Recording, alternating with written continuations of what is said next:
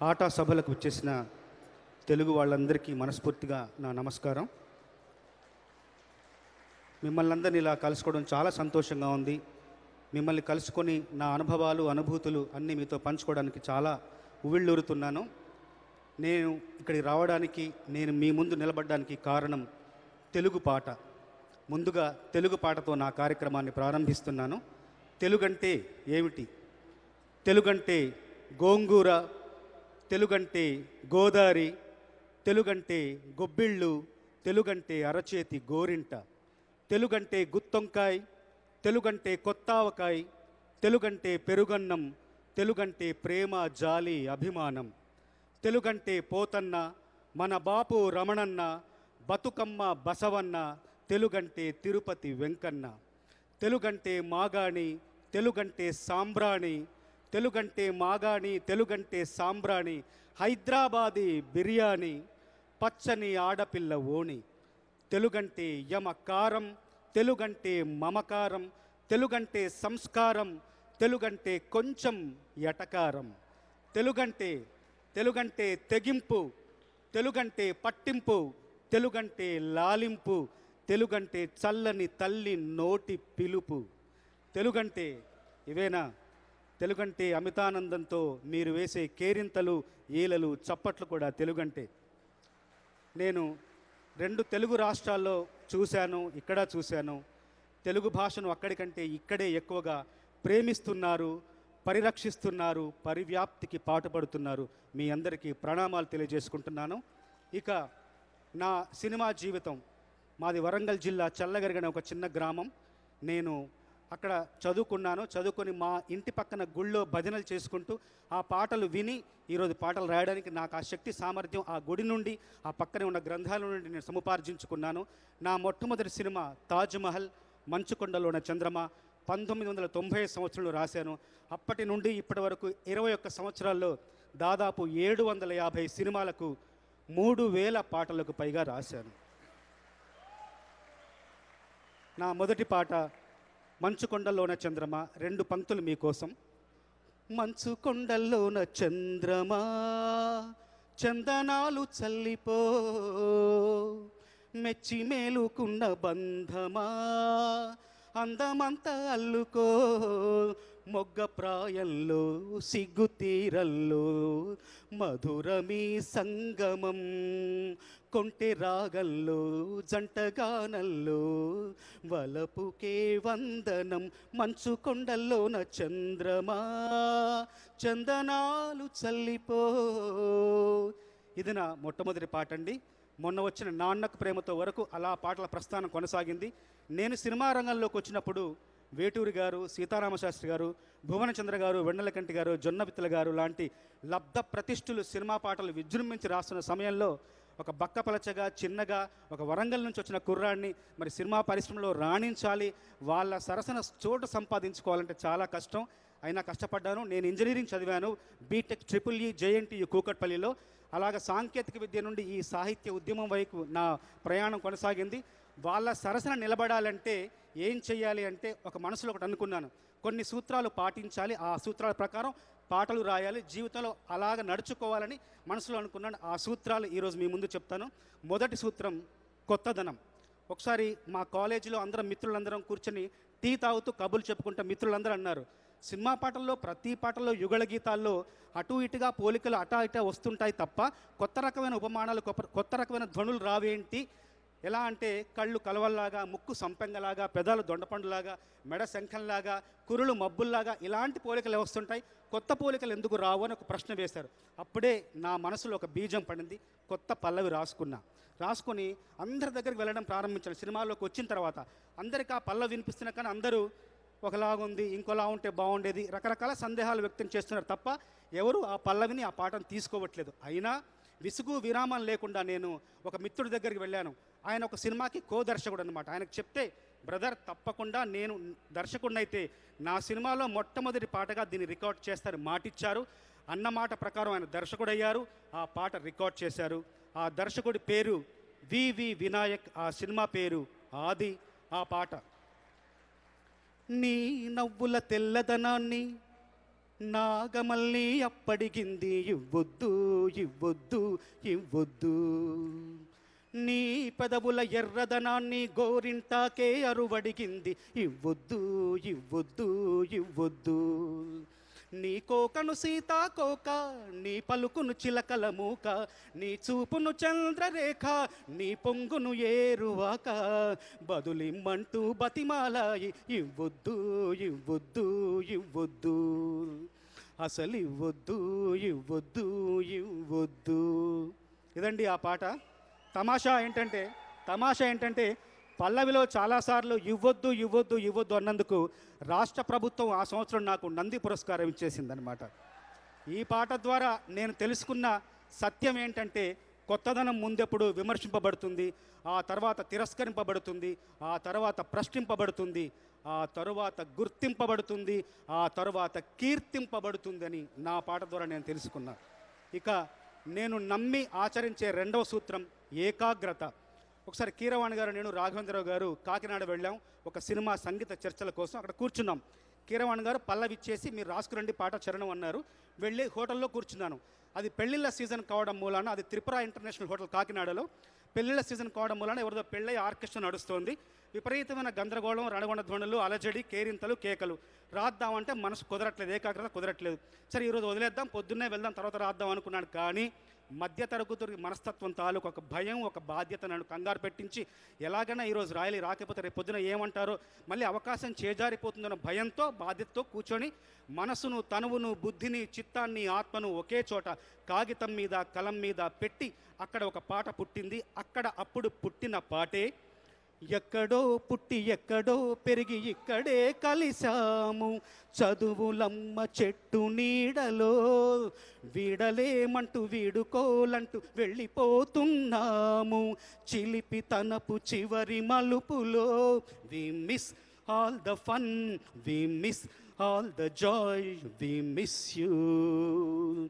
Note బుక్కులోన రాణికి పంపిన ప్రేమ లేఖలు, సైన్స్ ల్యాబులోన శీలాపై చల్లిన ఇంకు చుక్కలు, ఫస్ట్ బెంచిలోన మున్నిపై వేసిన పేపరు ఫ్లైటులు, రాధజెల్లో నుండి రబ్బట్టు లాగిన రబ్బరు బ్యాండులు, రాజేషు ఇచ్చిన రోజా పువ్వులు, శ్రీవాణి పెట్టిన చెవిలో పువ్వులు, కైలాషు కూసిన కాకి కూతలు, కళ్యాణి పేల్చిన లెంపకాయలు, మరపురాని తిరిగి రాని గురుతులండి, మీ మనసు నొచ్చుకొని ఉంటే మన్నించండి, అంత పెద్ద మాటలొద్దు ఊరుకోండి, ఆ అల్లరంటే మాకు కూడా సరదాలేండి, we miss all the fun, we miss all the joy, we miss you.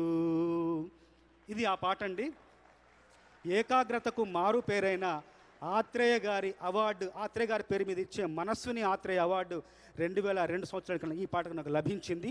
నేను నమ్మే మూడవ సూత్రం ఏంటంటే నిత్య అధ్యయనం. ఎప్పుడూ చదువుతూ ఉండాలి. చాలామంది అడుగుతారు, మీరు ఎంఏ తెలుగు లిటరేచర్ చేశారా అంటే లేదండి చేయలేదంటే, మరి తెలుగు భాష మీద ఇంత పట్టు, ఇంత సాధికారత ఎలా వచ్చిందంటే కేవలం ఆసక్తి వల్లే నేను అలా వచ్చిందండి. చిన్నప్పటి నుండి భాషను నేను ప్రేమించాను, భాషను నేను అభిమానించాను. అలాగే ఇప్పటికీ చదువుతుంటాను. చదవడం అంటే కేవలం పుస్తకాల వరకే పరిమితం కాకుండా ప్రాంతాల్ని, ప్రదేశాల్ని, అలవాట్లను, ఆహార్యాల్ని, అభిరుచుల్ని, మనస్తత్వాల్ని, వ్యక్తిత్వాల్ని అన్నీ చదువుతూ ఉంటే ఆ చదువులోంచి, ఆ అధ్యయనంలోంచి మన పనికి కావలసిన ముడిసరుకు తప్పకుండా లభ్యమవుతుందని ఒక పాట ద్వారా నేను తెలుసుకున్నాను. ఒకసారి అమితాబ్ బచ్చన్ గారు తన ట్విట్టర్లో ఒక ట్వీట్ చేశారు. ఆ ట్వీట్ ఏంటంటే, the stones in your way become mile stones when you cross them అన్నారు. అంటే నీ దారిలో ఎదురయ్యే రాళ్లను అధిగమిస్తే అవి నీ ప్రయాణంలో మైలురాళ్లుగా నిలుస్తాయని అర్థం వచ్చింది. ఆ అర్థాన్ని, ఆ భావాన్ని తీసుకొని నేను ఒక పాటే రాశాను. తగిలే రాళ్ళని పునాది చేసి ఎదగాలని, తరిమే వాళ్ళని హితులుగా తలచి ముందుకెళ్ళాలని, కన్నుల నీటిని కలల సాగుకై వాడుకోవాలని, కాల్చే నిప్పుని ప్రమిదగా మలచి కాంతి పంచాలని, గుండెతో ధైర్యం చెప్పెను, చూపుతో మార్గం చెప్పెను, అడుగుతో గమ్యం చెప్పెను నేనున్నానని, నేనున్నానని నీకేం కాదని, నిన్నటి రాతని మార్చేస్తానని, చీకటితో వెలుగే చెప్పెను నేనున్నానని, ఓటమితో గెలుపే చెప్పెను నేనున్నానని, నేనున్నానని నీకేం కాదని, నిన్నటి రాతని మార్చేస్తానని. ఇది అలా పుట్టిన పాట అండి. ముఖ్యమైన విషయం ఏంటంటే, గమనించాల్సిన విషయం, ముందు వచ్చిన నీ నవ్వుల తెల్లదనానికి పాటకు వచ్చిన నంది పురస్కారానికి తోడు నేను ఉంటానని ఈ పాటకు మరొక నంది మా ఇంటికి వచ్చింది. తర్వాత నేను నమ్మే 4వ సూత్రం నిరంతర ప్రయత్నం. ఎప్పుడూ ప్రయత్నిస్తూ ఉంటే తప్పకుండా మనకు ఫలితం వస్తుందని నా పాట రాయడం ద్వారా నేనే తెలుసుకున్నాను. ఆ సంఘటన చెప్తాను. ఒకసారి ఎస్ఎస్ రాజమౌళి గారు, కీరవాణి గారు నన్ను వాళ్ళ ఇంటికి పిలిచారు.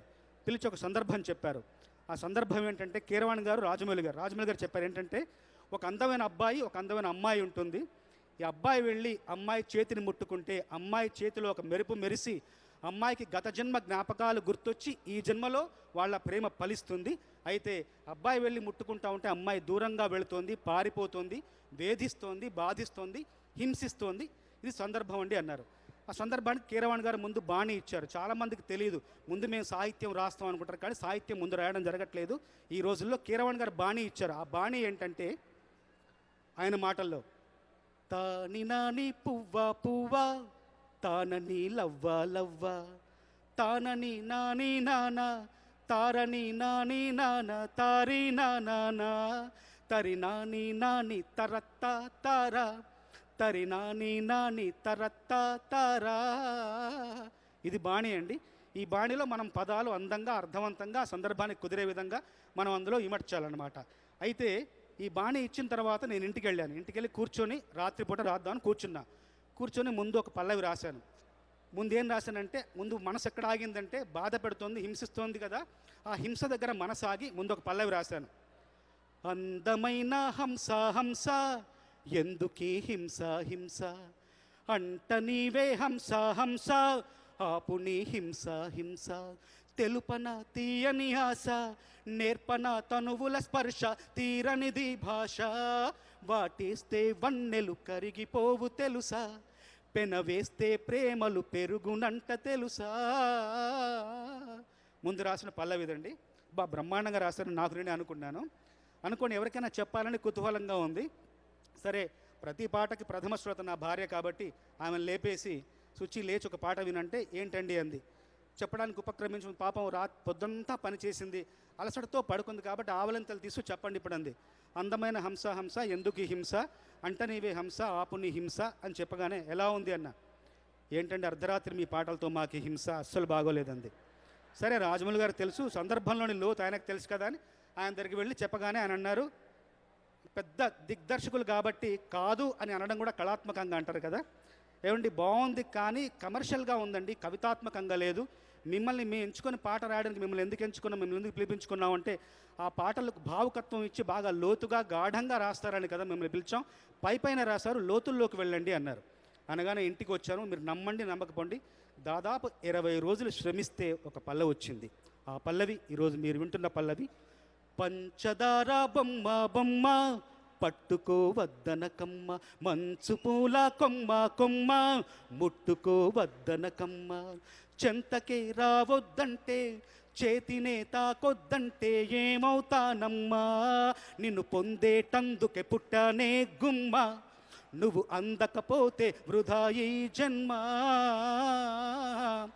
ఇలా పల్లవి పుట్టింది ఒక 20 రోజుల తర్వాత. అయితే పల్లవిలోనే ఆ ప్రేమికుడి తాలూకు ఆవేదన, వేదన, బాధ అంతా చెప్పడం జరిగింది. దీన్ని చరణాల్లో కొనసాగించాలి, మళ్ళీ రసవత్తరంగా ఉండాలి, ఆకర్షణీయంగా ఉండాలి. ఏం చేశాను, మళ్ళీ ఒక 15 రోజులు శ్రమిస్తే ఒక చరణం పుట్టింది. నేల నిన్ను తాకింది, గాలి నిన్ను తాకింది, నేను నిన్ను తాకితే తప్ప నేల నన్ను నడిపింది, గాలి ఊపిరయ్యింది, ఏమిటంట నీలోని గొప్ప. చినుకు నిన్ను తాకింది, వెలుగు కూడా తాకింది, పక్షపాతమెందుకు నా పైన. చినుకులాల పోసింది, వెలుగు దారి చూపింది, వాటితోటి పోలిక నీకేలా. నేల, గాలి, వెలుగు, చినుకు అన్నిటికంటే నేను నా ప్రేమ గొప్పదని ఆ ముక్తాయింపులో చెప్పాలి. అవి బ్రతికున్నప్పుడే తోడుంటాయమ్మా, నీ చితిలో తోడై నేనొస్తానమ్మా. నిన్ను పొందేటందుకే పుట్టానే గుమ్మ, నువ్వు అందకపోతే వృధా ఈ జన్మ. పంచదార బొమ్మ బొమ్మ పట్టుకోవద్దనకమ్మ, మంచు పూల కొమ్మ కొమ్మ ముట్టుకోవద్దనకమ్మ. చెంతకే రావద్దంటే, చేతినే తాకొద్దంటే ఏమవుతానమ్మా. నిన్ను పొందేటందుకే పుట్టానే గుమ్మ, నువ్వు అందకపోతే వృధా ఈ జన్మ. ఇదండి ఆ పాట. ఈ పాట రాయడానికి నాకు మొత్తం పట్టిన సమయం దాదాపు 50 రోజులు పట్టింది. అయితే పంచదార బొమ్మ, పంచదార అనే మాటలో పంచ అంటే సంస్కృతంలో 5 అని అర్థం కదా. ఈ పాటకు ఆ సంవత్సరం నాకు అక్షరాల 5 అవార్డులు వచ్చాయండి. అంటే మనం నిరంతరం ప్రయత్నిస్తూ ఉంటే మంచి ఫలితం వస్తుందని నా పాట ద్వారా నేనే తెలుసుకున్నాను. ఇంకొక మంచి పాట ఇదే అంశంలో ఇంకో మంచి పాట చెప్తాను. గబ్బర్ సింగ్ సినిమా కోసం హరీష్ శంకర్ నన్ను పిలిచాడు. పిలిచి ఒక బాణీ ఇచ్చారు. దేవిశ్రీ ప్రసాద్ గారు స్వరపరిచిన బాణీ ఇచ్చారు. ఆ బాణీ ఎలా ఉందంటే దేవిశ్రీ ప్రసాద్ గారి మాటల్లో, తానాని నాని నాని మేరీ సాథియా మేరీ సాథియా, ఓ తానాని నాని నాని మేరీ సాథియా మేరీ సాథియా. ఇది బాణి. తమ్ముడు ఏం రాయాలి అంటే, ఏముందన్నయ్య ఒక మంచి ప్రేమ గీతం రాయండి అన్నారు. సరే వెళ్ళి రాశాను. ముందేం రాశానంటే, గుండెల్లో భూకంపాలే తెచ్చింది నువ్వే, తెచ్చింది నువ్వే, ఓ కళ్ళల్లో భూచక్రాలే తిప్పింది నువ్వే, తిప్పింది నువ్వే. రాసి తప్పకుండా ఓకే అవుతుంది నా భార్యకు చెప్పలే, మళ్ళీ వంకలు పెడుతుందని నేరుగా వెళ్ళి హరీష్గా చెప్పాను. ఎలా ఉంది తమ్ముడు అంటే, బాగుందన్నయ్య కానీ అన్నాడు. ఏంటి తమ్ముడు కానీ చెప్పంటే, కొంచెం డబ్బింగ్ సాంగ్ లాగా ఉందన్నయ్య అన్నాడు. మరి ఏం చేయాలన్నయ్య అంటే, బాణీలో మంచి తెలుగుదనం ఉట్టిపడుతుంది కదన్నయ్య, మంచి తెలుగుదనంతో, తెలుగు మాటలతో, తెలుగు పదాలతో, తెలుగు భావం వచ్చేలాగా మంచి తెలుగు పాట రాయండి అన్నాడు. తెలుగు తెలుగు తెలుగు అని ఒక 4 సార్లు అన్నాడు కదా, తెలుగు మాట అలా మనసులో ఉండిపోయింది. ఇంటికి వాళ్ళు ఇంకో పల్లవి రాశా. తెలుగింటి తులసి మొక్క నీలా ఉంటుందే, నీలా ఉంటుందే, కోవెల్లో కొబ్బరి ముక్క నీలా ఉంటుందే, నీలా ఉంటుందే. ఇది రాశాను. రాసి మళ్ళీ వెళ్ళగానే హరీష్ అన్న చాలా బాగుందనే అన్నాడు. వెంటనే దేవి గారికి ఫోన్ చేసాను, దేవి ప్రసాద్ గారికి ఫోన్ చేసి ఆయన అన్నారు, బాగుంది బోస్ గారు, కానీ ఒక చిన్న సందేహం చెప్పండి అంటే, మన సినిమాలో హీరో శోభన్ బాబు గారు, జగపతి బాబు గారు కాదు అన్నయ్య, మన సినిమాలో హీరో పవన్ కళ్యాణ్ అన్నాడు. అవును తెలుసు కదా నాకన్నా. పవన్ కళ్యాణ్ అన్నప్పుడు ఈ తులసి మొక్క, కొబ్బరి మొక్క, ఎప్పటి మాటలన్నా జమానా మాటలు, కొత్త మాటలతో, కొత్త పదాలతో, కొత్త భావం రాయండి అన్నాడు.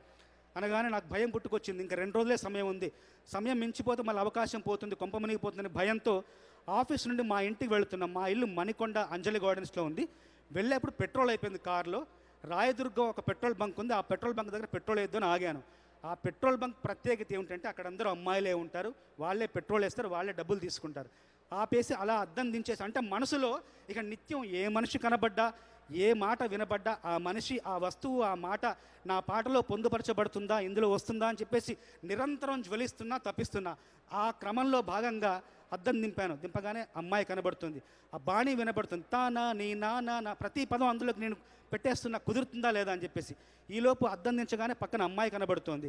అలా యథాలాపంగా పైకి చూశాను. ఆకాశం అప్పట్లాగే ఎప్పట్లాగే ఉంది. అమ్మాయి ఆకాశం ఎక్కడో ఏదో సంబంధం ఉంది. అమ్మాయి ఆకాశం, ఆకాశం అమ్మాయి, ఆకాశం అమ్మాయి అయితే నీలా ఉంటుందే, నీలా ఉంటుందే, ఓ ఆనందం అల్లరి చేస్తే నాలా ఉంటుందే, నాలా ఉంటుందే. రాసి వెంటనే ఫోన్ చేశాను దేవి గారికి. దేవి గారు ఒక పల్ల వచ్చింది, పెట్రోల్ బంక్లో ఒక బగ్గుమంటూ ఒక ఆలోచన వచ్చిందని చెప్పగానే చెప్పండి అన్నారు. ఆకాశం అమ్మాయి అయితే నీలా ఉంటుంది, ఆనందం అల్లరి చేస్తే నాలా ఉంటుందండి. బాగుందండి, మరి అనుపల్లవి ఏం రాయాలి చెప్పండి, ఒక సలహా ఇవ్వండి అన్న. ఏముందండి, ఆకాశం అమ్మాయి అయితే నీలా ఉంటుంది, ఆనందం వల్ల చేస్తే నాలా ఉంటుంది, నువ్వు నేను కలిస్తే ఎలా ఉంటుందో అనుపల్లవిలో రాయండి అన్నాడు. రాసేశాను. వానల్లే నువ్వు జారగా, నేలల్లే నేను మారగా, వాగల్లే నువ్వు నేను చేరగా, అది వరదై పొంగి సాగరమవుతుందే. హోలా హోలా హోలా హోలా, నీ కళ్ళల్లోనే చిక్కానే పిల్ల. ఆకాశం అమ్మాయి అయితే నీలా ఉంటుందే, నీలా ఉంటుందే. ఓ ఆనందం అల్లరి చేస్తే నాలా ఉంటుందే, నాలా ఉంటుందే. ఇలా కొత్తదనం, ఏకాగ్రత, నిత్య అధ్యయనం, నిరంతర ప్రయత్నంతో పాటు నేను నమ్మి ఆచరించే చివరి సూత్రం ఒకటి ఉంది. అది సత్ప్రవర్తన. మనం విద్వత్తుతో, తెలివితేటలతో, ప్రతిభతో మనం శిఖరాన్ని అధిరోహించవచ్చు, శిఖరాన్ని అధిరోహించవచ్చు. కానీ ఆ శిఖరాగ్రం మీద మాత్రం మనల్ని ఉంచేది మన ప్రతిభతో పాటు మన ప్రవర్తన కూడా. మన ప్రవర్తన ఎలా ఉండాలనేది ఒక పాటలో నేను రాయడం జరిగింది. ఆ పాట: మౌనంగానే ఎదగమని మొక్క నీకు చెబుతుంది, ఎదిగిన కొద్దీ ఒదగమని అర్ధమందులో ఉంది. అపజయాలు కలిగిన చోటే గెలుపు పిలుపు వినిపిస్తుంది, ఆకులన్నీ రాలిన చోటే కొత్త చిగురు కనిపిస్తుంది. మౌనంగానే ఎదగమని మొక్క నీకు చెబుతుంది, ఎదిగిన కొద్దీ ఒదగమని అర్ధమందులో ఉంది. చెమట నీరు చిందగా నుదుటి రాత మార్చుకో, మార్చలేనిదేది లేదని గుర్తుంచుకో. పిడికిలే బిగించగా చేతి గీత మార్చుకో, మారిపోని కథలే లేవని గమనించుకో. తోచినట్టుగా అందరి రాతను బ్రహ్మే రాస్తాడు, నచ్చినట్టుగా నీ తల రాతని నువ్వే రాయాలి. నీ ధైర్యాన్ని దర్శించి దైవాలే తలదిల్చగా, నీ సంకల్పానికి ఆ విధి సైతం చేతులెత్తాలి. అంతులేని చరితలకి ఆది నువ్వు కావాలి. మౌనంగానే ఎదగమని మొక్క నీకు చెబుతుంది, ఎదిగిన కొద్దీ ఒదగమని అర్ధమందులో ఉంది. అపజయాలు కలిగిన చోటే గెలుపు పిలుపు వినిపిస్తుంది, ఆకులన్నీ రాలిన చోటే కొత్త చిగురు కనిపిస్తుంది. ఇదండి నా అనుభవాలు. ఈ పాటకి ఒక మంచి విషయం ఏంటంటే, ఇంతకుముందు పాడిన పాటలకు అన్నిటికీ ప్రభుత్వం, ప్రైవేట్ సంస్థలు అవార్డులు ఇచ్చాయి. ఈ పాటకు ఏ ప్రభుత్వం, ఏ సంస్థ ఎలాంటి అవార్డులు ఇవ్వలేదు. అయితే అవార్డుకు మించిన పురస్కారానికి మించిన అరుదైన గౌరవం లభించిన సంఘటన ఒకటి జరిగింది. అది వనస్థలిపురంలో ఒక అంధుల పాఠశాల ఉంది. ఆ పాఠశాలలో పిల్లలందరూ పొద్దున్నే లేచి తమ కాలకృత్యాలు పూర్తి చేసుకుని పాఠ్యాంశాలు చదువుకునేటప్పుడు వాళ్ళు ప్రార్థనా గీతంగా ఈ పాటను పాడతారంట. ఇది నా పాటకు నాకు లభించిన ఒక అరుదైన గౌరవంగా నేను భావిస్తున్నాను. ఇలా మళ్ళీ కొనసాగిద్దాం. మిగతా కవులు కూడా వచ్చారు. మంచి నా అనుభవాలన్నీ మీతో పంచుకునే అవకాశం కల్పించిన ఆట వాళ్ళందరికీ మనస్ఫూర్తిగా ధన్యవాదాలు తెలియజేస్తాను.